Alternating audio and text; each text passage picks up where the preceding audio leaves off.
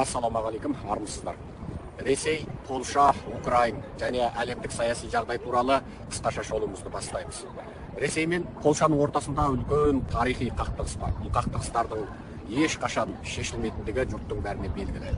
Бұл қақтығыстарды шешетін бір ғана жол бар, ол Ресейдің демократиялануы және Польша халқына жасаған тарихи қиянаттарын мойындап халықаралық деңгейде кешірім сұрау. Ресей мен Польшаның ортасында мәңгіге шешілмейтін сияқты үлкен оқиғалардың бар екенін бүкіл жұрт біледі. Ол оқиғалардың біреусі атақты қатын қырғыны. Бұл енді көп жұрт осы қатын деген сөзден қазақтың ішіндегі бір тарихи нанымы жоқ, ескі қазақ тілінен сауаты жоқ, ескі түрік тілін білмейтін, тіпті күні кешегі Мұхтар Әуезовтің Абай эпопеясының өзін оқымаған, 2 том Абай мен 2 том Абай жолын оқымағандар осы қатын деген сөзді естісе төбе шаштары тік тұрып, ит көрген есектей болады, немесе кірпідей жиырылады. Абайдың бүкіл шығармасын оқы, Әуезовтің бүкіл шығармасын оқы, ол жерде әйел заты қатын дейді. Ескі түрік заманда ақсүйектердің әйелдерін ғана қатын деген, құлтандардың әйелдерін қатын деп атауға мәртебелері жетпеген. Ал осы қатын сөзі міне түріктер осы уақытта дейін қолданады. Қадын дейді. Мына өзбектерде қатын деп қолданады. Өзбекстан қатындары деген журналдар Совет одағы кезінде шығып отыр. Қазақтың әп-әдемі қатын деген сөзін тастап, қатын десе бір жаман салпетек, жаман әйелдің образы сияқты болып алған, арабтың әйел деген сөзін қолданып алған осы біздің қазақтар. Білмейсің, әйтеуір қазақтар өзіндегі бар нәрсені жек көреді. Енді сол қатын деген сөзді неге айтып отырмыз дегенде, мынау Ресей мен Польшаның ортасында атақты қатын қырғыны болды. Бұл қатын қырғыны деген сол Польшада үлкен жаңағы қатын деген орман болды. Ол орманның аты неге қатын? Оны зерттесең, ол да үлкен әңгіме. Ол қайдағы әңгіме? Бізде мынау қатын қарағай деген бар. Оны мынау орыс қол болып кеткен өзі орысша атағанды жақсы көретін, абырой көретін мынау орыс құлдар оны катон қарағай деп өзгертіп алды. Ол қатын қарағай, кәдімгі қатын қарағай қазақша. Мына Польшадағы сол атақты қырғын болған жер, ол да сол кәдімгі қатын деген орман. Ол енді оның ескі арғы заманы қайдан шықты, оны енді түркіліктер матылғандар зерттеді. Осы қатын орманында өте үлкен сұмдық оқиға Сталин кезінде болды. Өте үлкен. Бұл оқиғаның сұмдық болғаны соншалық бүкіл Польша халқының интеллигент, зиялысы, діндары, ғалымы, инженері, докторы, профессоры, содан 25.700 адамды, жаңылмасам 25.700 ғой деймін. Кеше бұл туралы ақпараттарды естіп отырғанда сан цифрларын жазып алған, қазір көрейін. 25.700 адамды Сталин кезінде қырып тастады. Оның барлығы тұтас осы ұлттың қаймағы, ең алтын, ең асыл адамдар болды. Соны қырып тастады. Бұл қырғын енді былайша айтқан кезде польшалықтарды мәңгі бақи ұлтының ең бір сапалы сортынан айырып тастады. Ең бір сапалы сортынан, ең бір ұлттың керемет қаймағын, ең бір сапалы сортын сөйтіп қырып тастады. Енді айтсақ бұл әңгіме көп, тарихқа қысқаша бір қайталамалы, шегінбелі сапар жасайық. Екінші дүниежүзілік соғыстың алдында Германия фашизм менен Совет одағы фашизмі, яғни коммунистік фашизм өзара ымыраласады.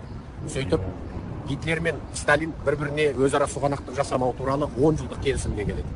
Сол 10 жылдық келісімнің аясында Совет одағы Германия менен одақтас болады. Және бұл жерде қараптан қарап отырып, ортадағы Польшаны екіге бөліп алу жоспарын жасайды. Сөйтіп, неміс фашистері, герман фашистері, кәдімгі қызыл фашист, совет коммунистері мен орыс фашистері менен бірлесіп, бүкіл осы Еуропа Азияны бөлу жоспарын жасады. Гитлердің жауыздығы менен зұлымдығын асқындыра түскені Сталиннің оған деген қолдауынан деп айтуға болады. Ал сөйтіп, Польшаның совет жағын совет әскері басып алады, ал батысын германның фашистері басып алады, білесіздер. Бұл өткен тәртіп. Енді сол Польшаның совет жағын басып алғаннан кейін Берия Сталинге келеді. Сталинге ол доклад жасайды. Мынау қолға түстік 25.700 Польшаның ең атақты ғалымдар, ең атақты интеллигенттері, зиялылары, жазушылары, саясаткерлері, ғалымдары, профессорлары, инженерлері, тапқырлары, ішінде тіпті дін мамандары бар. Бұлардың барлығы мен кезіктік, біз сендерді коммунистік жолға салайық, сендер мынау дұрысталыңдар, сендер мына іріп шірген батыстық коммунистік жүйедесіңдер, енді сендерді біз жаңағы іріп шірген батыстық капиталистік жүйедесіңдер, біз сендерді коммунизмге әкелейік. Олардың барлығы антикоммунизмшіл болады, олардың барлығы жаңа Берияның аузын жауып тастайды. ол коммунистік жүйенің ешқашан оңған жүйе болмайтынын олар дәлелдеп тастайды. Ғалымдар жаңағы, сосын олар біз тәуелсіз Полшамыз, сендердің неғып бізге келіп ақыл айтатын жөндерің бар. Сендер бізге жақсылық жасайтын болсаңдар, өстіп қынадай қырып, басқыншылық жасап барып істейсіңдер ма деген сияқты. Ал Берияның жаңағы шовинистік зұлым пиғылына бұл қатты келмейді. Берия олардан жаңағы Ләппай бегім дейтін, шапсаң басын міне дейтін құлдар жасағысы келді. Бірақ Полшаның жаңағындай интеллигент зиялысы олар орыстардың алдында тізе бүкпеді. Біреу де келіскен жоқ. Біреу де орысқа бағынатын Полшаның жаңағы орыстың итаршысы болып өзінің халқын сатып жұмыс істеуге келіскен жоқ. Нәтижесінде Берия бұны Сталинге доклад жасайды. Берия ұсыныс жасайды. Мыналардың барлығын қыру керек дейді. Егер мыналарды қырмасақ, мыналар дұрысталмайды, мынау Полшада біз социализмді іске асыра алмаймыз дейді. Сталин айтады, дәл сол кезде Сталиннен онсыз да бүкіл шешімді өзі қабылдап отырған Сталин айтады, онда Молотовты шақыр, Молотов біз барлығымыз коллектив шешім шығарайық. Онсыз да Сталин оларды өлтіріп тастауға дайын тұрған адам. Онсыз да оны қырып тастауға дайын тұрған. Сөйтіп Молотовты шақырып, үшеуі отырып кеңеседі. Онда өлтірейік дейді. Сөйтіп бүкіл Полша халқының 25.700 ең сапалы адамдар, ең сұрыпталған адамдар, әр саланың ең мықты мамандар, ең ақылмандарды алады да өлімге үкім етуге үшеуі келіседі, Сталин қол қояды. Сөйтіп оларды сол Самедор әскер жаулап алған жерден жаңа күніне 200-300 адамды тұрақты түрде ауаша жерасты бөлмеге алып барады. Жаңа қолдарын артына қайырып тұрады да шүйдесінен атады. Атқанда Германияның мылтығымен атады. Германияның сол кезде дүниеге әйгілі жаңағы қол мылтығы пистолеті бар, сонымен атады.